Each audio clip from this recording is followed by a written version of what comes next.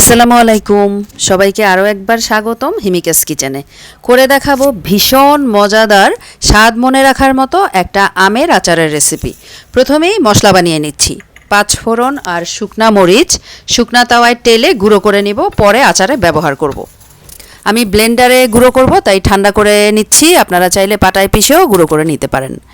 এদিক থেকে বেশ কয়েকটা আম খোসা সহ লম্বা লম্বা টুকরা করে কেটে নিয়েছি। একটা হাঁড়িতে নিয়ে নিলাম বেশ খানিকটা সরিষার তেল, কুচি করা রসুন আর দারুচিনি দিয়ে দিলাম। একটু গরম হয়ে আসলে সেই কেটে রাখা আমগুলো দিয়ে দিব। আটি শক্ত হয়ে গেছে, এরকম আম ব্যবহার করে আচারটা বানালে আচারটা বেশি মজা হয় খেতে।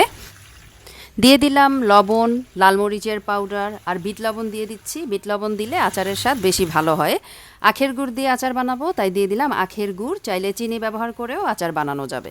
সব একত্রে ভালোভাবে মিশিয়ে নিচ্ছি। আর আপনারা চাইলে কিন্তু খোসাটা ছাড়িয়ে তারপরেও আচারটা বানিয়ে নিতে পারেন। খোসা সহ বানালেও বেশ মজা হয়। দিয়ে দিলাম ভিনেগার দিয়ে আজকে আচারটা সিদ্ধ করে নিব। আমগুলো সিদ্ধ করার জন্য আলাদা করে আর কোনো পানি ব্যবহার করব না। কথা বলতে বলতেই দিয়ে দিয়েছি সরিষা বাটা, আরও বেশ খানিকটা আখের গুড়, কারণ এই আচারটা একটু মিষ্টি বেশি হয়।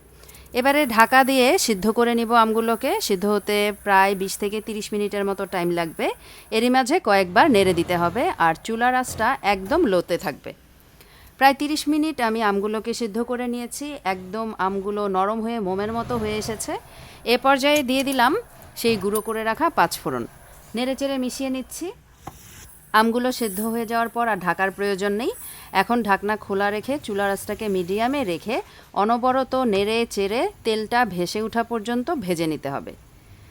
এই তো হয়ে গেল আমের আচার। এবারে চুলা থেকে নামিয়ে নিব। ঠান্ডা করে এয়ারটাইট বয়ামে ভরে সংরক্ষণ করা যাবে প্রায় বছর জুড়ে।